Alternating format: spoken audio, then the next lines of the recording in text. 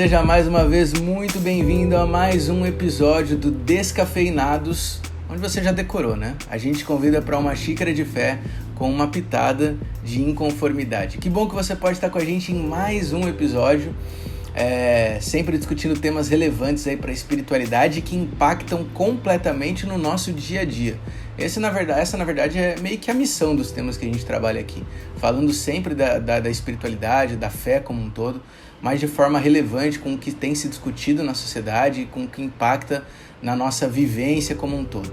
Vale lembrar você que nos acompanha nas plataformas de podcast, exatamente esse mesmo conteúdo você pode acompanhar pelo YouTube, vendo o nosso rostinho, ou você que nos acompanha por vídeo, você também pode ter esse mesmo conteúdo com o conforto que o podcast oferece nas principais plataformas. Então já inclusive curte o nosso canal, segue lá o esquema do podcast e tudo mais, para você poder receber tudo em primeira mão, estar em dia com Descafeinados. Eu estou aqui diretamente de Vila Velha, no Espírito Santo. Meu nome é Dani Bravo, estou aqui mais uma vez para conduzir apenas a discussão, porque na verdade essa discussão de hoje não é minha. Essa discussão eu estou apenas participando aqui, mas temos um casting extremamente qualificado para debater esse tema com toda a sua propriedade.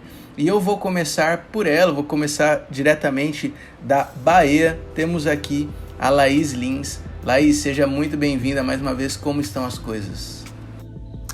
Oi! Gente, tá tudo bem na Bahia, bem igual está ao redor do mundo inteiro, né? Então, estamos aqui isolados, porém confiantes que em breve sairemos desse momento que estamos vivendo, que é de isolamento, né? Mas tá tudo bem por aqui.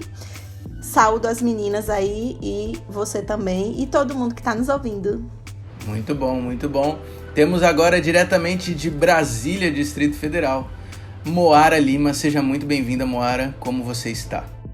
Olá, gente. Tô bem, graças a Deus. Confesso, né, que vocês podem notar quem está assistindo no YouTube, eu recomendo ir pro podcast para não ter que ver a minha cara de sono. Mas eu adoro gravar assim nessas horas da manhã, muito bom estar aqui com vocês para falar sobre esse tema, que é o tema do meu coração, né? Então, feliz, bem, com saúde, todo mundo da família bem, graças a Deus. Mas aguardando e fazendo a minha parte para que eu possa contribuir para que esse processo de pandemia, esse mundo pandêmico passe o quanto antes, né? Então, estamos aí nessa. Eu vou entregar um bastidores aqui para levantar uma discussão entre os nossos ouvintes. Eu queria muito depois ver um chat da vida ou na rede social esse debate. Por quê? A Moara, eu vou confessar aqui, Moara, você não me permitiu, mas eu vou falar igual.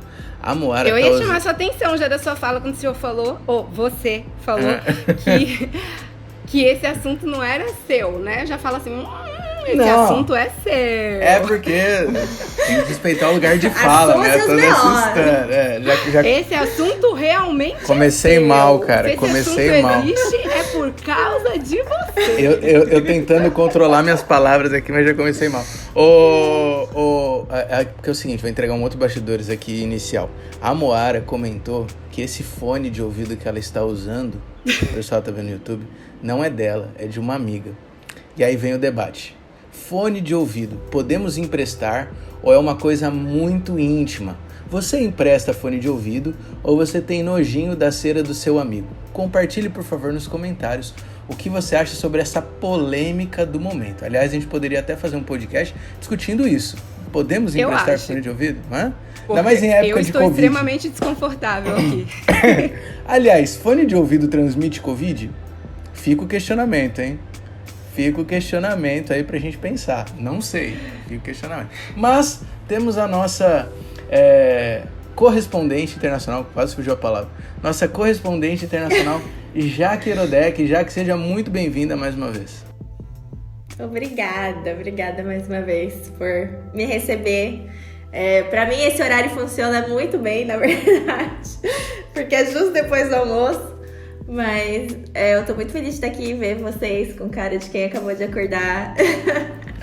Pra quem ainda não entendeu, nós estamos gravando pela manhã. E pra Jaque lá na Suíça, já que horas são agora, Jaque? pra você? Agora 5 horas de diferença, então agora eu acho que 2. Entendi, 2. já no pós-almoço. Ô Jaque, deixa eu te fazer uma outra pergunta aqui que eu tava pensando aí. Qual que é a coisa que você mais gosta na Suíça e a que você mais sente falta do Brasil? Uma coisinha só de cada pergunta. Olha, essa é muito difícil, porque tem tantas coisas. Eu acho que eu vou falar que uma das coisas, a coisa que eu mais gosto, no caso Genebra, né, que é onde eu moro, que é a razão também pela que eu menos gosto de Genebra, dependendo do dia. Faz todo sentido. Genebra é uma cidade muito pequena. Eu sou de São Paulo, capital, cresci em São Paulo, capital. Então, Genebra é muito pequena. Então, às vezes eu falo, é muito gostoso, tudo é muito acessível, né? Pega o ônibus, você já tá logo ali. Mas, às vezes, me irrita um pouco. Eu sinto um pouco de falta pequeno. De São Paulo. Entendi. São as contradições da vida, né? E assim nós vamos entrando na nossa temática de hoje, sem gancho aqui, porque não tem nada a ver uma coisa com a outra. Hoje nós vamos discutir um tema que a gente ficou muito tempo discutindo sobre como defini-lo em um único tópico. E nós chegamos a esse conceito sobre temática de hoje: invisibilização da mulher. E aí eu vou acrescentar aqui ao longo da história como um todo, quem sabe na sociedade também poderia colocar aqui como tema, e também o impacto de tudo isso no texto bíblico. Então é isso que a gente vai discutir hoje no nosso Descafeinados do dia. Então eu vou pedir para a Moara fazer uma introdução para a gente, pode ser, Moara? Faz uma introdução para a gente sobre essa questão. Basicamente, eu vou te fazer a pergunta que mais ou menos eu fiz quando a gente começou a discutir esse tema, que eu acho que vai ser uma boa introdução. O que é a temática da invisibilização da mulher? O que é essa temática e por que discutir isso?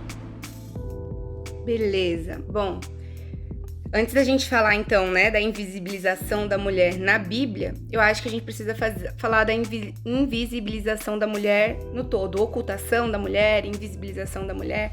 Quando a gente vai estudar qualquer ramo, tá? Arte, história, direito, quando você olha para narrativa, para história de todos esses ramos, você não percebe mulheres. Não significa que elas não existiam, mas elas estão realmente em minoria. A minha avó costumava falar uma coisa, né? Mas mulher não faz isso, né? Era uma expressão que ela utilizava. E esse argumento foi utilizado por muito tempo. Por exemplo, olhem para os grandes escritores. A maioria são homens. Olhem para os grandes pintores. A maioria deles são homens. Só que a gente precisa colocar na mente que até pouco tempo atrás a mulher ela é proibida até mesmo de trabalhar sem autorização do marido, quem dirá publicar um livro. Então a gente vai ter menos exemplos de mulheres ocupando esses papéis de influência? Sim, mas não significa que elas não ocupavam. A gente tem mulheres que ocuparam e ocuparam com maestria, só que elas não são reverberadas na história com a força que os homens são. E daí a gente fala que isso... Opa, caiu meu microfone. A gente fala que isso é uma estratégia de invisibilização. Elas estavam lá, elas eram autoras das histórias, elas eram protagonistas, elas estavam fazendo coisas importantes, mas elas acabam sendo invisibilizadas. E ao serem invisibilizadas por esses que têm o poder, porque a história é transmitida por quem tem o poder, certo? Isso serve a uma estratégia de dominação, porque a gente cria a identidade a partir da memória. E se não tem memória dessas mulheres, a gente não tem identidade. Então vamos ver um pequeno exemplo. Você pede para crianças desenharem alguém que pilota avião, alguém que combate incêndio, alguém que prende bandido e alguém que socorre pessoas, né? Essa experiência, inclusive, já foi feita em várias escolas. Tem no YouTube, depois vocês colocam experimento social, mulheres, profissão. Vocês vão encontrar vários vídeos nesse sentido. As crianças majoritariamente desenham um homem bombeiro, um homem médico, um homem piloto de avião, um homem policial. Pouquíssimas crianças desenham mulheres. Por quê? A gente cria identidade a partir da memória. E se a gente não cria essa memória, se a gente intencionalmente não destaca essas mulheres, a gente vai fazer com que as meninas e as futuras gerações não tenham identidade e não tenham memória. Então esse processo... não tenham memória e por isso não têm identidade. Esse processo de invisibilizar as histórias das mulheres protagonistas acaba servindo a um processo de dominação e, por isso, contamina também a nossa leitura do texto bíblico, né? E alguém poderia falar assim, mas Moara, realmente tem menos mulheres piloto, realmente tem menos mulheres policial, realmente tem menos mulheres bombeiro. Então você tá querendo que a gente minta? Não, eu só tô querendo que a gente contribua para o equilíbrio da balança. Existem menos mulheres piloto, existem menos mulheres bombeiro, existem menos mulheres policiais, justamente porque a memória não ajudou a criar identidade. Então se a gente quer de fato construir uma sociedade mais íqua, a gente precisa intencionalmente parar de invisibilizar as mulheres que já abriram caminho nesse espaço. E a mesma coisa a gente tem quando a gente faz a leitura da Bíblia. Na Bíblia, por exemplo, já é pra falar disso nessa introdução, gente? Você pode Eu falar tô o que adiantando. você quiser. Não, você pode falar o que você quiser. Então tá. Na Bíblia, nós temos 93 mulheres que falam.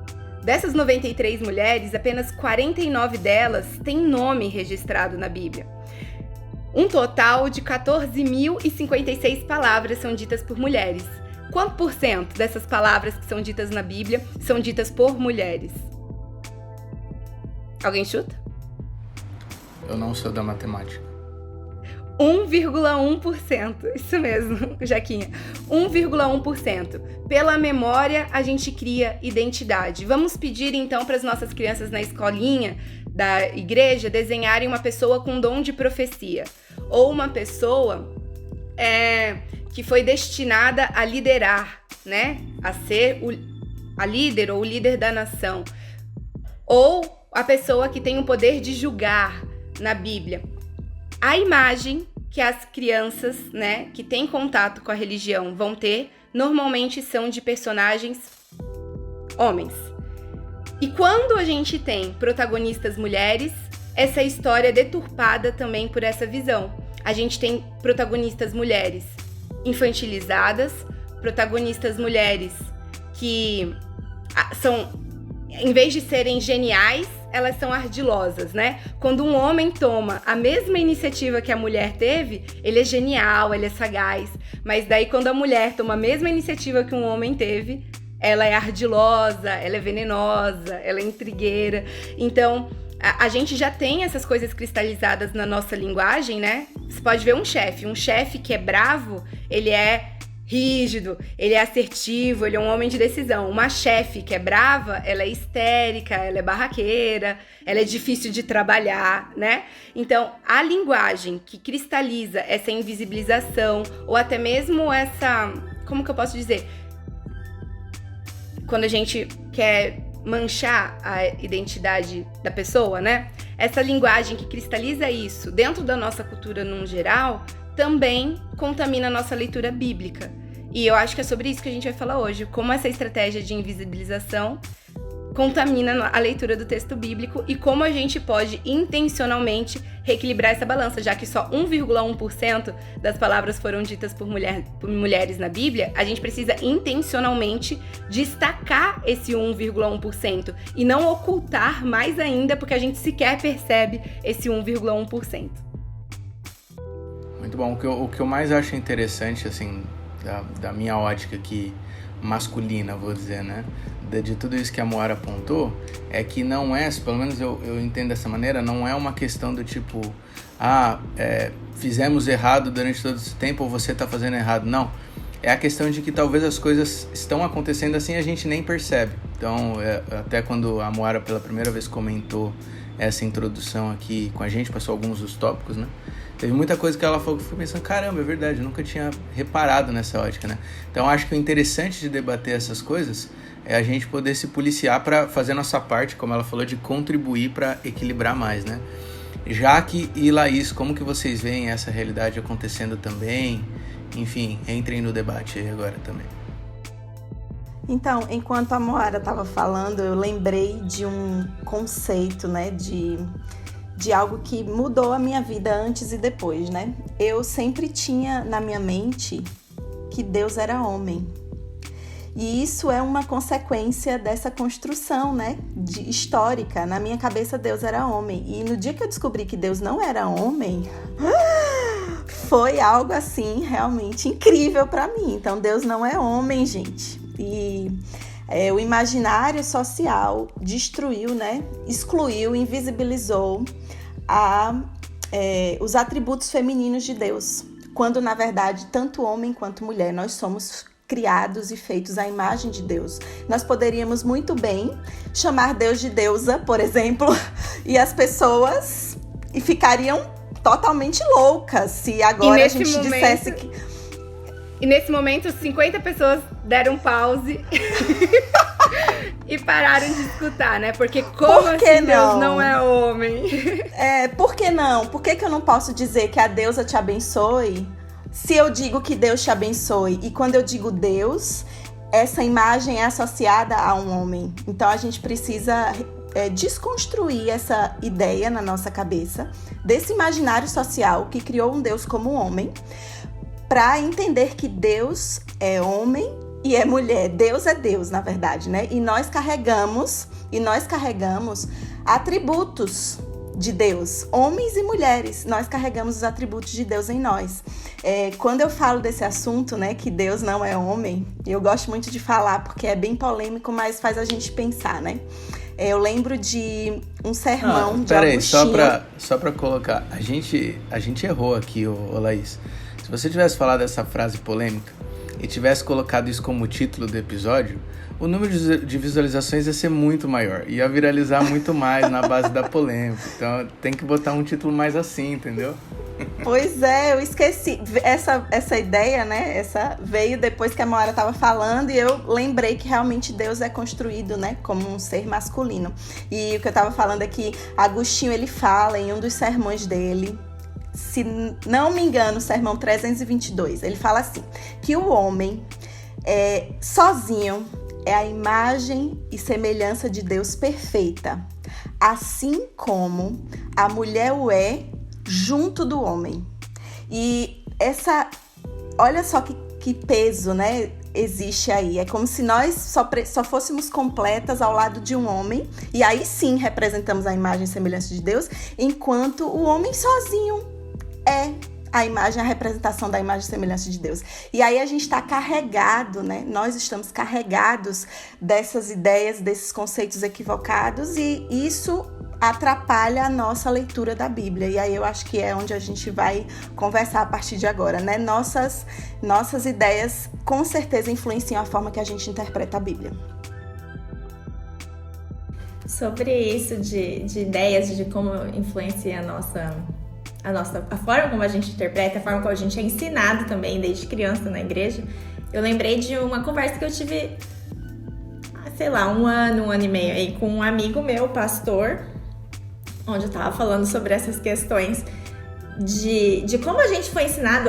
Eu até hoje tô descobrindo histórias na Bíblia que eu falo, nossa, mas eu nunca tinha parado pra pensar que na verdade quer dizer X e não Y, né? E a gente estava conversando sobre essa questão do machismo, de como se impõe isso de muitas formas para controlar a mulher, o que você deve vestir, como que você deve se portar, o que você pode ou não pode usar dentro desse contexto religioso. E ele falou assim, não, mas eu não acho que isso seja machismo, eu acho que é só uma questão. E eu fiquei impressionada, não assim, é o tipo de resposta que eu esperava, mas eu fiquei impressionada que é uma resposta que veio tão rápido, sem nem ele ouvir e falar, quer saber, eu vou procurar no texto bíblico para tentar ler com esse novo olhar. Ele ignorou praticamente o que eu disse e falou, não acho. Então eu acho que quando a gente para pensar, a gente percebe que sim, através da história, a gente não só, né, o fato de, por exemplo, não ter praticamente nada de mensagens e de falas das mulheres conforme a Bíblia foi escrita, e que isso revela não vontade de Deus, mas como a sociedade era machista, né?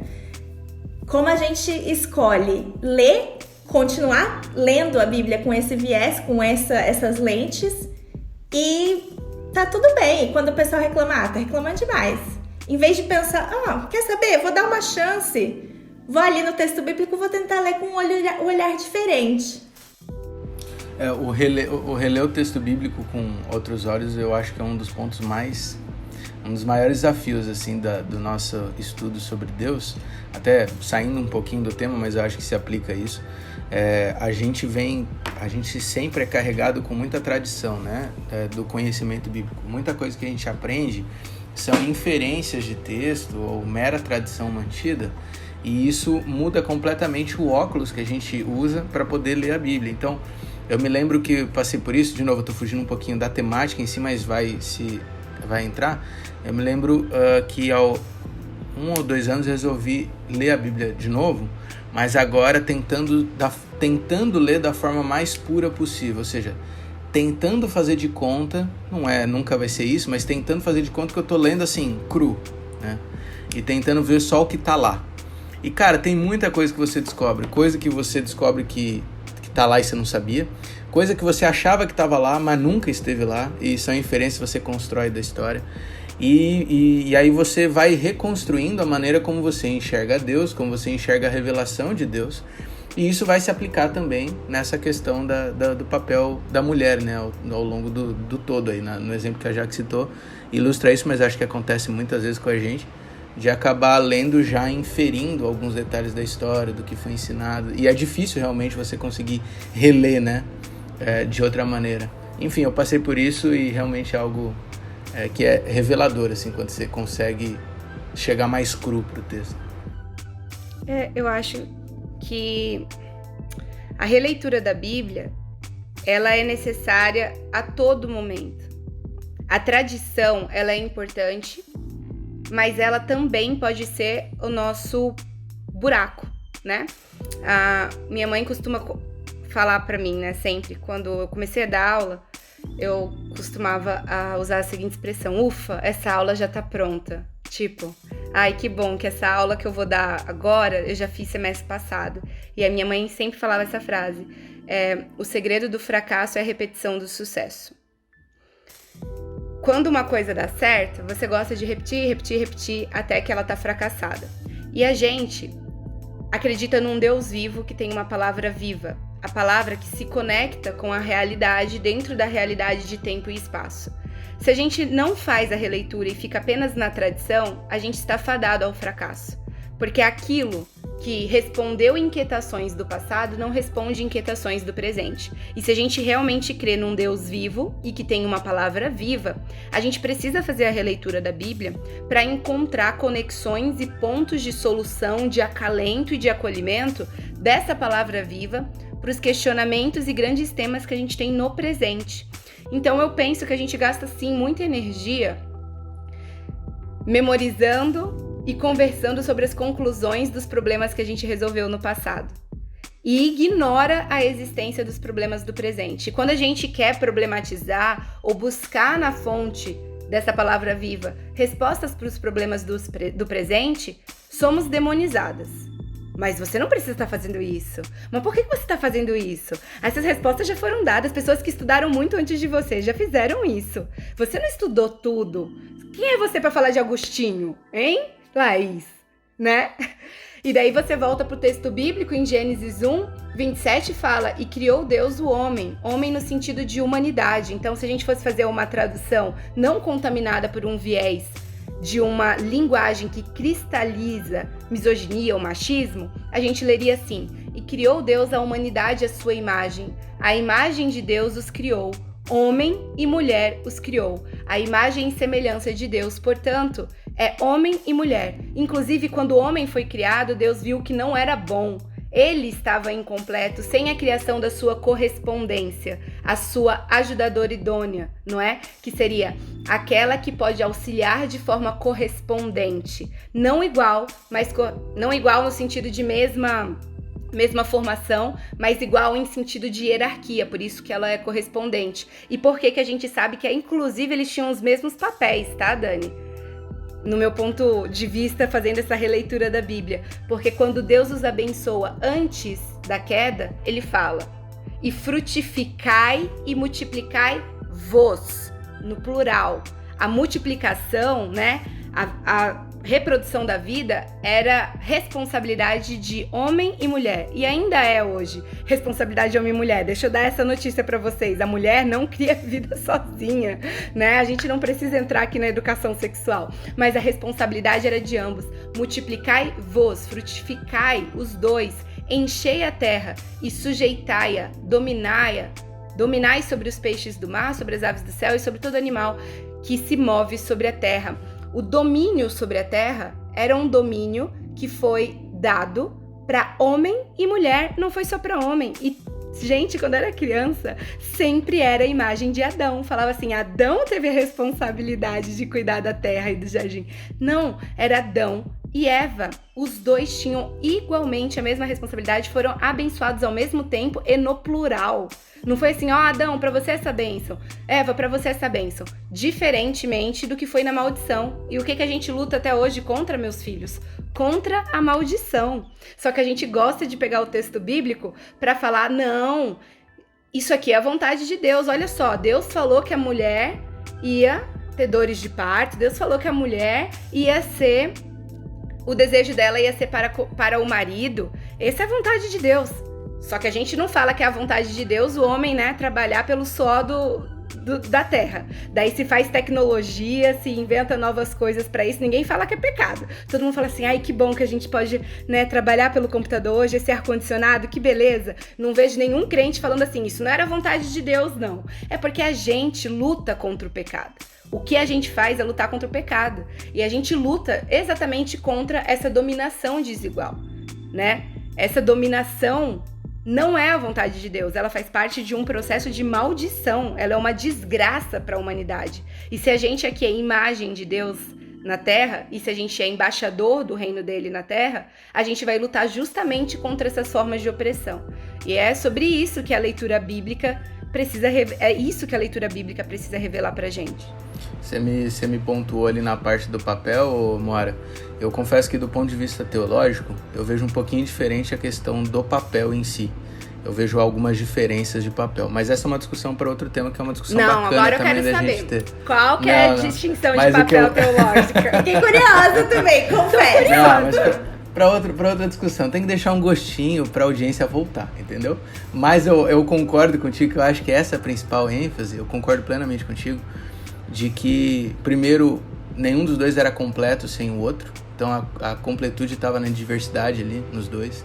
E principalmente a importância, a hierarquia, tudo isso. Aliás, vou até aproveitar e fazer propaganda. Quando foi?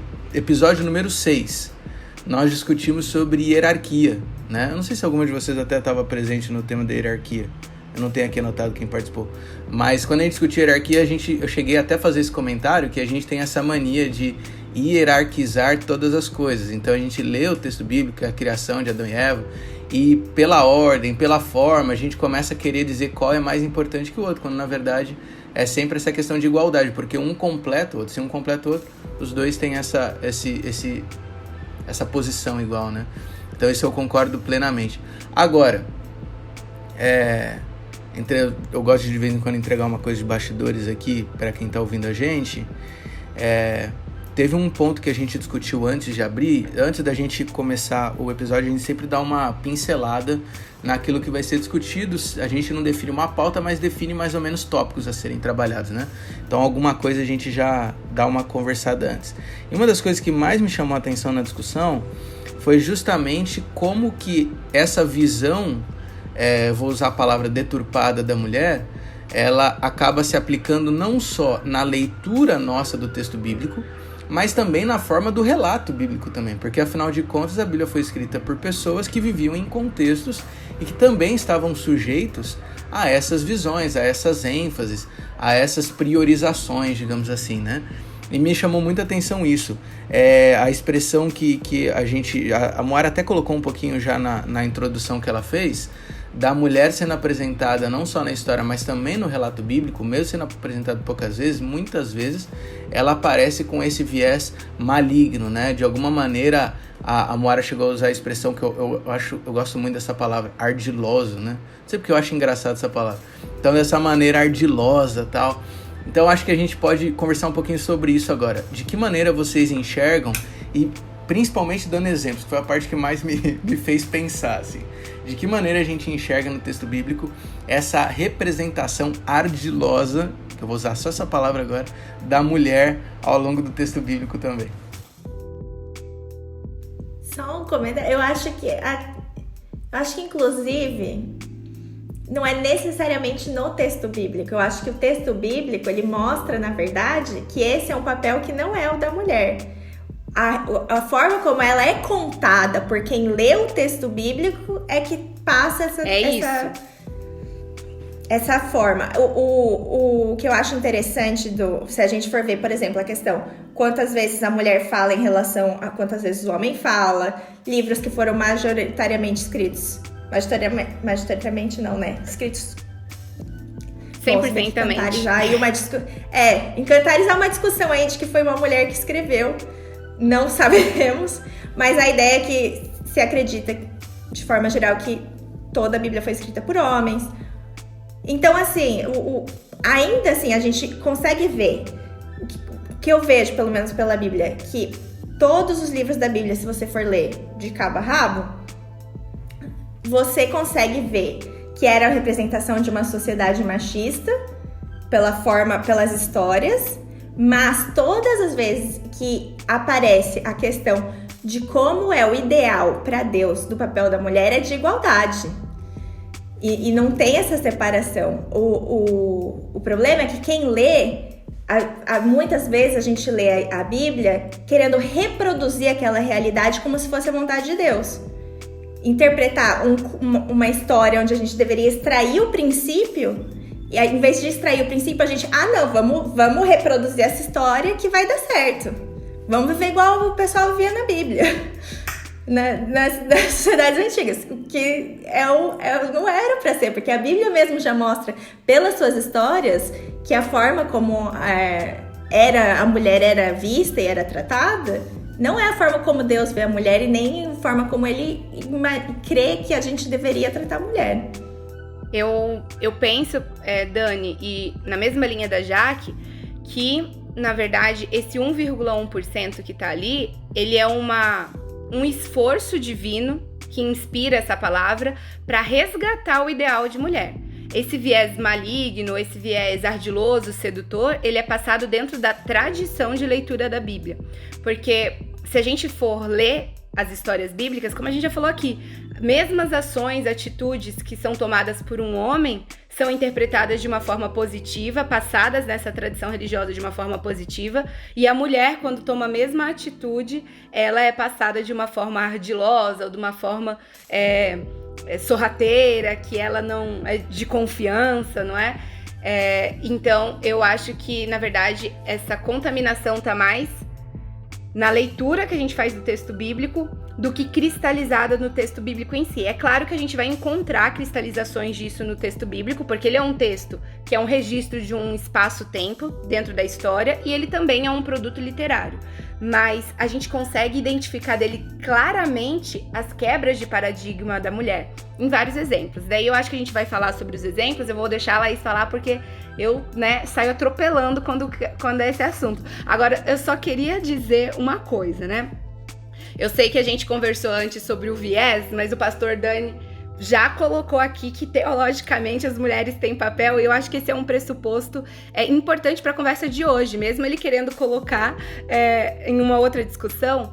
A gente vê claramente no texto bíblico que nessa releitura que eu estou fazendo, que o gênero não define o propósito de Deus para a pessoa, o papel que ela tem. A sociedade pode até impor papéis, mas o gênero não define o papel dentro do plano de Deus. Quando você está nas mãos de Deus, o seu gênero é irrelevante para o papel que você vai desempenhar. Você pode matar um grande guerreiro do exército que está ameaçando o seu povo, você pode ser uma juíza, você pode ser uma profetisa, você pode ser uma rainha. Papéis não típicos na sociedade da época, mas que quando Deus coloca aquelas mulheres naqueles papéis, como ele também colocava os homens, tá? Porque não era um homem que se colocava para ser profeta, não era um homem que se colocava para ser rei, não era um homem que se colocava para ser juiz, era Deus também que colocava. Deus não coloca a mulher no papel atípico com nenhum estranhamento. Quem estranha o papel da mulher é a gente. Deus não estranha. Para ele,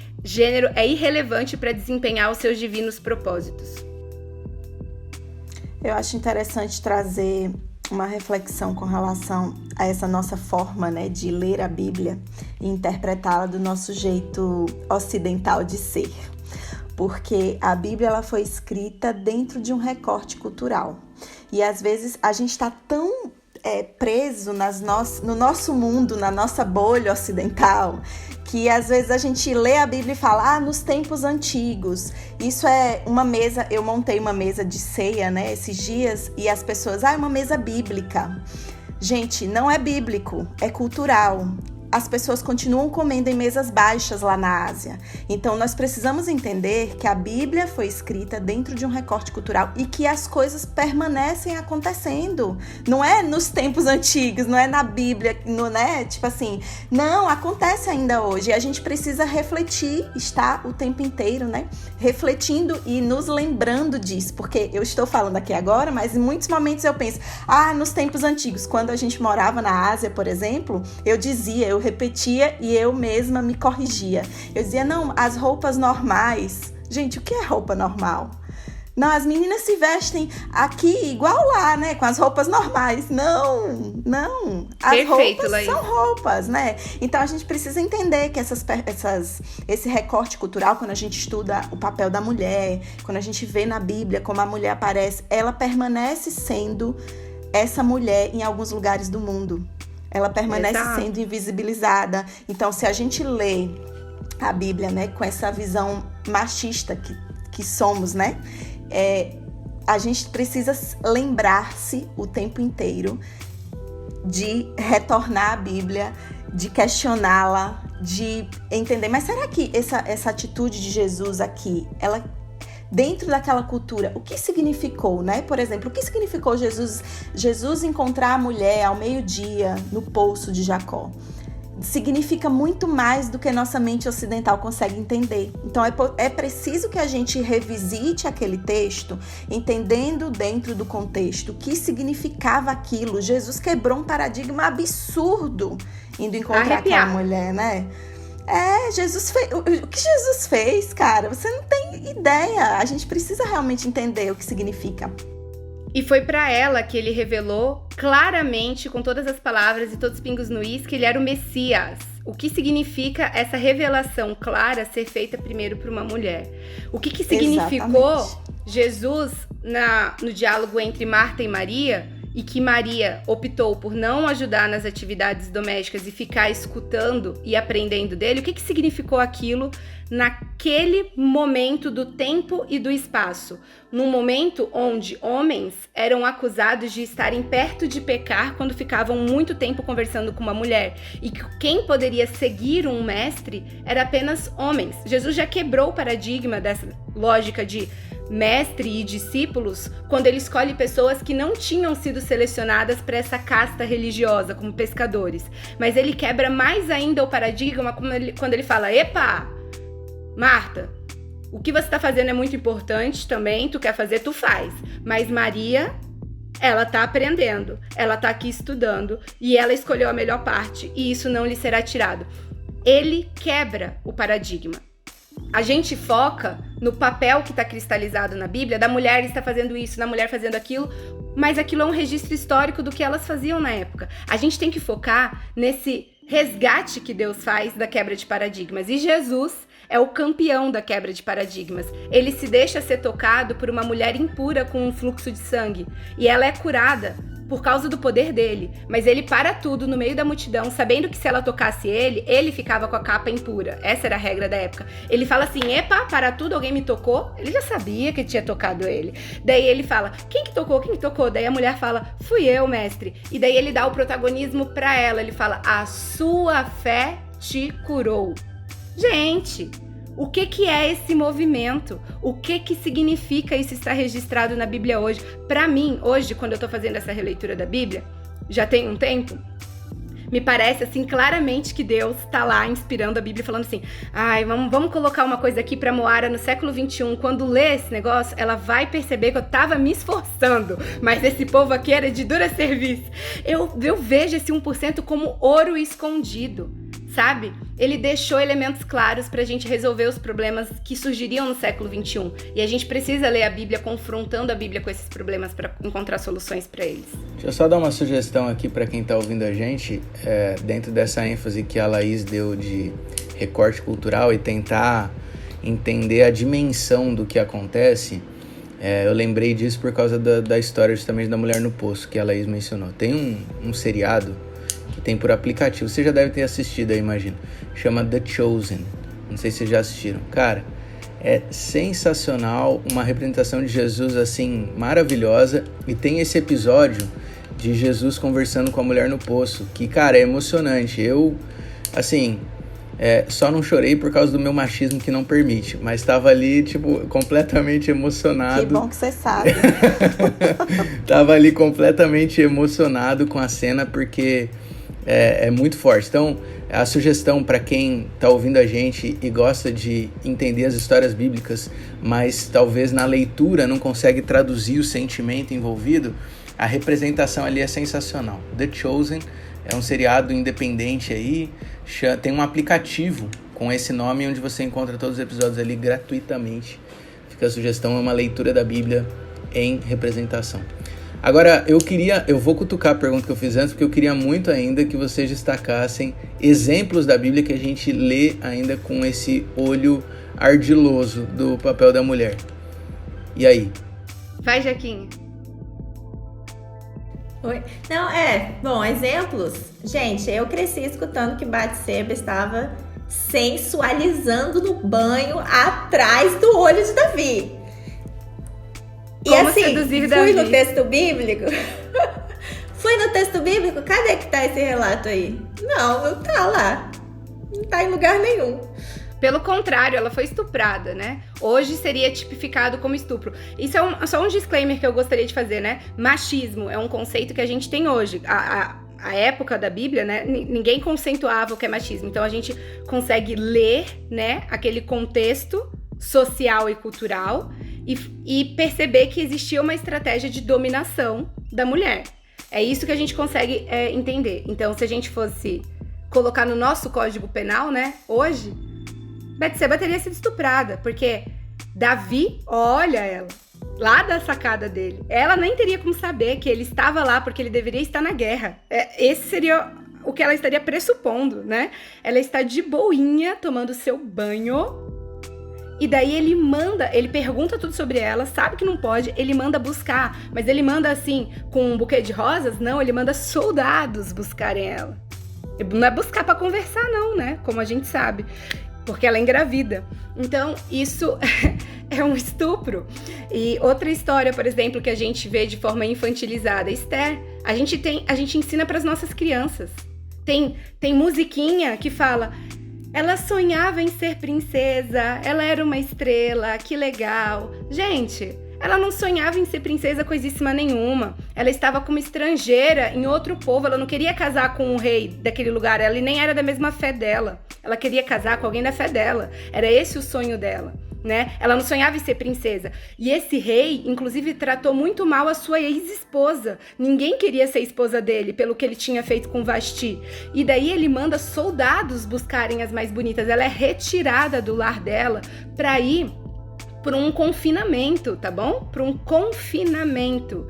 E a cada dia, uma mulher é levada para encontrar com o rei. E deixa eu contar para vocês, não era levada para jogar xadrez, não. É porque o livro de Esther é muito discreto. Ou vocês acham que elas eram levadas à noite para jogar xadrez com o rei? Não era para jogar xadrez com o rei. Era para ser estuprada pelo rei, porque ela não tinha vontade de ter relação sexual com aquele rei. Ela tinha sido levada para lá. E mesmo que a gente fale assim, não, mas ela concordou, não tinha como discordar. Era um sistema de poder e de dominação. Era um rei do outro lado, né? Não era qualquer pessoa. Era um rei. Não era o amor da vida dela, era um rei. Era uma decisão de vida ou morte, né? Então, se ela escolhe ter aquela relação, ela não é uma escolha, ela tá decidindo pela vida dela. Você vê a Esther decidindo o tempo inteiro pela vida dela. E a gente vende e conta essa história para as crianças como se fosse um belo conto de fadas. E como se ela tivesse conquistado tudo que ela conquistou por causa da beleza dela. E não é verdade, Esther é uma grande mulher de fé e uma estrategista. A estratégia toda da história é feita por Esther. E a gente ainda gosta de colocar todos os créditos no tio homem. Ela era boazinha, ela escutava o tio. É assim que a gente conta a história. E daí a gente, mais uma vez, volta no ponto inicial aqui da nossa conversa. Sem memória, a gente não cria identidade. E daí a gente começa a criar identidade através de memórias deturpadas.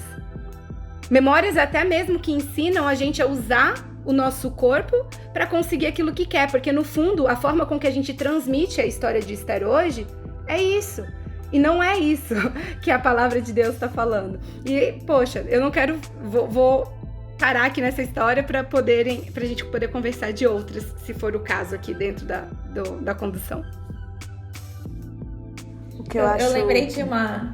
Perdão, pode... Não, pode falar. O que eu acho bem interessante, assim... Não interessante, né? Na verdade, usei a palavra errada. Bem doloroso. É identificar o quanto nós fomos contaminadas com essas ideias de bela, recatada e do lar, sabe? Eu vou falar agora assim, compartilhar com vocês um recortezinho da minha experiência como mulher no mundo, porque eu vim me descobrir há pouco tempo. Eu vim entender que eu estava dentro de um sistema que me oprimia há pouco tempo. E, gente, o sonho da minha vida era casar, era ser uma princesa como Esther, era ser, né, assim, essa mulher que conquista as coisas com discrição, que é educada com todo mundo, inclusive com aquelas pessoas que machucam, que passam dos limites. Então, era aquela imagem da mulher perfeita que eu, por muito tempo, me machuquei buscando ser. E quando eu decidi que eu ia me respeitar, e quando eu decidi, enquanto mulher, que eu tinha vontades, que eu ia chegar em casa cansada e eu não ia fazer o jantar, eu ia sentar no sofá do lado do meu marido e ficar no celular também, porque ele podia ficar no celular, por que eu não posso ficar no celular? Então, por que quando alguém tem fome, tem que vir me perguntar o que comer? Nós vamos comer o quê? Eu não quero pensar no que a gente vai comer. Então, quando eu passei a agir dessa maneira, eu passei a entender que realmente essa opressão, ela existia. Vocês não estão me ouvindo? Estamos. Sim? Estão? Estamos show. Então, e aí isso é muito sério, sabe? Realmente nós precisamos revisitar a Bíblia, precisamos entender que as nossas histórias, elas precisam ser contadas da maneira mais neutra possível para as crianças, para que elas entendam que homem e mulher são iguais, porque a verdade é que a gente usa no discurso, mas a prática nas nossas igrejas, na sociedade, né, em tudo, na verdade, tá? A prática é completamente diferente. E é muito importante que a gente reconte essas histórias de um jeito em que a mulher se torne realmente protagonista. Porque a história de Esther, por exemplo, ela pode ser contada valorizando as características de Esther enquanto estrategista.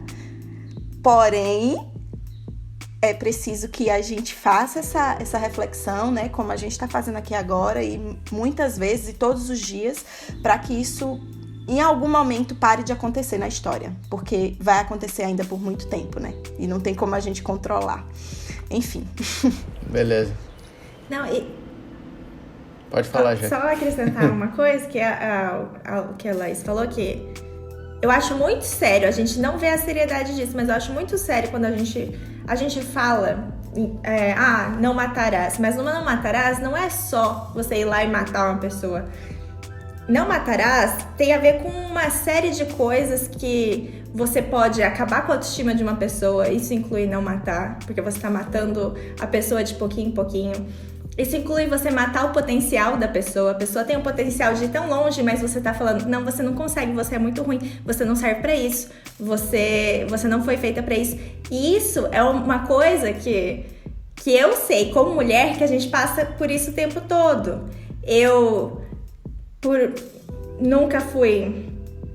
Nunca pensei em ser, por exemplo, querer casar, nunca queria casar e ser a esposa perfeita, mas o fato de eu ser assim desde cedo, eu ouvi a minha vida inteira que eu não sou uma pessoa adequada.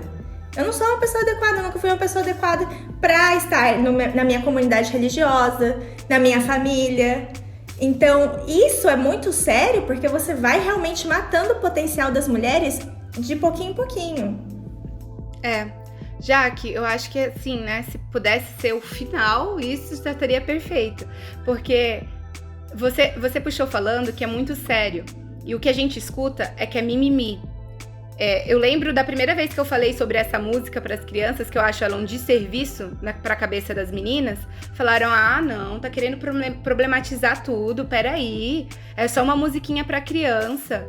Mas essa musiquinha para criança é o que vai forjar como essa criança acha que é a expectativa divina sobre ela, né? Então, a gente poderia estar criando memórias para criar identidades mais fortes e livres, né? O que a Laís falou, que ela sempre sonhou em ser algo que hoje ela identifica que ela estava presa num labirinto. E eu acho que a gente tem que poder ter sonhos para liberdade. Quem quer sonhar com algo diferente do que essa trajetória, né, que é a tradicional, poderia ter a liberdade para sonhar e não ser tida como inadequada dentro das nossas comunidades, pelo menos, já que na sociedade normal é inadequado ainda, né? A gente precisava liderar pelo exemplo de que realmente somos livres, de que realmente podemos ser quem somos, para aquilo que fomos, né, moldados para ser através das nossas características e personalidades. O negócio é que a gente não consegue identificar com facilidade que não existe a liberdade, né? E daí quando a gente fala assim, né? Poxa, esse negócio de bela e recatada e do lar, agora que eu percebi. Existem mulheres que são belas, recatadas e do lar e elas se sentem ofendidas com essa fala, por quê? Porque elas falam assim, não, mas eu que quis ser. E daí é aqui que eu acho que tá a fala da Laís e a importância da fala dela. É que você tem que realmente entender se você quis ou se você foi empurrada através de uma esteira rolante para esse lugar. Porque a história, né, e a gente aqui nem precisa estar falando de Bíblia, a gente pode falar da Revolução Industrial para frente através até mesmo das leis.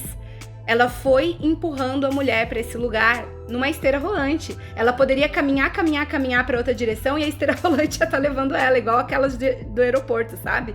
Então, às vezes a gente acha que está num lugar de liberdade e chega um momento da nossa vida que a gente percebe que não estava, né? E essa percepção, ela é epifânica, né? Ela muda a nossa vida e o nosso olhar. E entender que tem pessoas em lugares e estágios diferentes dessa escada rolante, dessa caminhada, é importante. Tanto pra gente que tá em um ponto X, como para as pessoas que estão num ponto Y e olham pra gente e acham que a gente é inadequado, entendeu? Eu acho que a gente poderia construir uma comunidade que consegue conviver bem, de forma acolhedora e respeitosa, com todos esses tipos de mulheres, né? E a gente ter espaços seguros para trocar essas experiências e fazer esse diálogo. Talvez essa seja a grande decisão que a gente precisa tomar como sociedade e como comunidade. Meninas, para a gente caminhar para a reta final, eu vou pegar esse gancho da Moara e colocar a última pergunta aí para as considerações finais de vocês.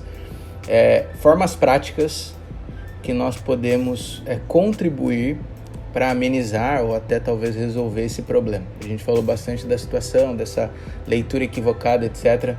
E o ponto auge, eu diria, porque esse é o objetivo desse podcast, entender como que a fé impacta isso. E já foi mencionado diversas vezes como a Bíblia quebra esse paradigma, tanto do contexto onde ela foi escrita, quanto do nosso contexto até hoje, né? Então ela ainda apresenta pontos que são revolucionários. Então a fé, ela de alguma maneira quebra essa barreira, porque a fé quebra abismos, a fé aproxima e a fé restaura aquilo que era, esse é o objetivo, né? Esse é das belezas da fé, que ela restaura aquilo que a gente tinha originalmente, que já foi discutido aqui, que é a questão da igualdade e tudo mais.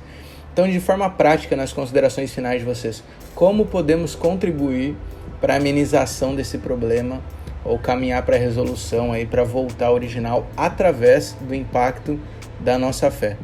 Eu vou começar com a Laís. Pode ser, Laís? Como que a gente pode, maneiras práticas, suas considerações finais? Olha só, de maneira geral, eu diria que homens de fé que escutarem mulheres falando sobre suas dores devem acolher e não tentar justificar, entende? Como o exemplo que a Jaque falou, né, no início da nossa conversa. Mas não é assim. Não importa o jeito que você enxerga. Quando alguém chega para você com uma dor, com uma reclamação, a maneira prática e pela fé mesmo, que revela a sua fé, é você acolher, é tentar entender, é fazer o silêncio, que é muito necessário, sabe? É preciso aprender a dialogar? Sim. Porém, eu acho que nesse primeiro momento em que a mulher ela começa a enxergar as suas dores, porque muitas vezes ela nem enxerga. Então, a partir do momento que eu tenho mulheres que começam a enxergar suas dores e verbalizar essas dores, maneira bem prática, fica quietinho, em silêncio, escuta e abraça. Pra mim, essa é uma dica, assim, de ouro, sabe? Não tem erro. Se você não tentar justificar, não tentar dizer, não, mas não é bem assim que a gente tá, que não, você tá entendendo errado. Não foi minha intenção. Não foi minha intenção. Ok, mas fica calado. Guarda tudo pra você e abraça e acolhe. Pra mim é uma dica de ouro aí, tá? As meninas vão falar mais aí agora.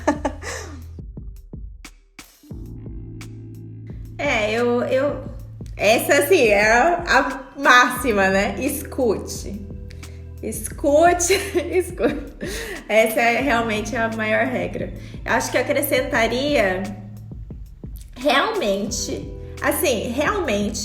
uma autocrítica. A gente precisa de uma autocrítica. Ok, ouvi, e agora? O que eu posso ver em mim que eu estou reproduzindo isso? Para ver como que eu vou poder mudar esses comportamentos no futuro.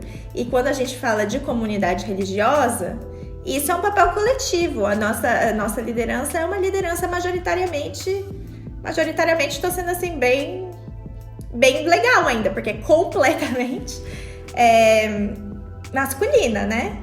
E quando houve esse tipo de coisa, é tipo assim, não, mas a gente tem sim uma mulher ali, ó, naquele ministério que ninguém liga e que a gente gosta que elas ficam fazendo tapete. Não, a gente quer falar de outras coisas, a gente quer poder, a gente tem tantas oportunidades. A gente tem uma mulher no Ministério da Criança. E por que não um homem, né? Porque é o papel da mulher. Por mim, já colocaria homem em todos, pra eles entenderem, né, que o papel deles também é cuidar da criança que eles fizeram. Exatamente. Exato. Pra mandar bem claro esse sinal para a Igreja do Senhor Jesus Cristo. Aleluia. Olha, eu vou falar de uma outra coisa, duas coisas práticas que eu penso que a gente pode começar a fazer hoje. Primeira coisa, mulheres, criem grupos de apoio. Eu e a Jaqueline, a gente faz parte de um grupo de apoio que começou em março do ano passado. Não é muito grande, tá? Então toda hora alguém pede pra Moara, me inclui no grupo de apoio. E eu acho que eu tenho uns 4, né, Jaquinha, que eu falo pra vocês. Eu tenho uns 4 grupos desse. Mas eles são grupos de apoio com mulheres que realmente te apoiam, que são realmente conectadas com você e que são conectadas entre si. Nós somos 8 amigas que estudamos juntas no ensino médio. E a gente tem um grupo de apoio pra reclamar e pra comemorar as nossas vitórias e reclamar as nossas derrotas ou as nossas opressões. E isso fortalece muito. A gente estuda a Bíblia junto, Nesse grupo eu estudo a Bíblia junto com elas, e nos outros 3 eu estudo a Bíblia junto com outros 3 outros grupos de apoio. Então, isso tem ajudado muito na nossa releitura da Bíblia. Então, se a gente for depender dos homens, né, pra começar essa mudança, vai continuar demorando. Meninas, mulheres, façam seus grupos de apoio. 2, homens. Vocês já ocupam o lugar de poder. E eu vejo e percebo bastante, pelo menos ao meu redor, que cada vez mais os homens têm medo de serem apontados como machistas, né? Então, eles estão começando a fazer um movimento. Eu vou abrir um bastidor aqui desse podcast, inclusive. Quando me convidaram para a cota de mulheres. Foi assim que eu recebi o convite. Tem pouca mulher, Moara, precisa de mais mulher lá. Eles perceberam que tem muito homem. Para você também, né, Jaquinha? E eu não me senti desvalorizada, porque eu sei que eu sou competente, tenho boas opiniões e que eu estaria apta para participar com as outras pessoas que eu vi que estavam no casting. Só que só lembraram de mim porque precisava de mais mulher. E eu já fico feliz de terem tido essa percepção, porque há 2 anos atrás, talvez as mesmas pessoas não tivessem essa percepção. Então aqui estou. E daí, homens, usem o seu espaço de poder, assim como esses que estavam aqui na organização do time original desse podcast usaram, para abrir caminho para mulheres, para deixar com que a gente crie memória e identidade nas outras mulheres que estão escutando esse podcast também. Eu acho que foi essa a atitude que foi tomada, e ela é importante. Ela já, inclusive, deu start em outras pessoas inspiradas a fazerem o mesmo movimento. Então, se você quer contribuir de alguma forma, a primeira use o seu papel, o seu lugar de influência ou de poder para ceder espaço. É ceder espaço mesmo. Mas eu estudei 5 anos para isso, eu que tenho que pregar, senão minha comunidade vai ficar frustrada. Frustre a sua comunidade, então. Coloque uma mulher para pregar. Mas a gente convida e elas não pregam.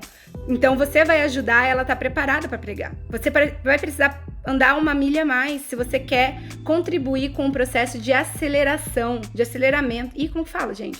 Para acelerar esse processo de igualdade, de destacar esse 1,1%. O Dani falou que pode falar dos 2 jeitos.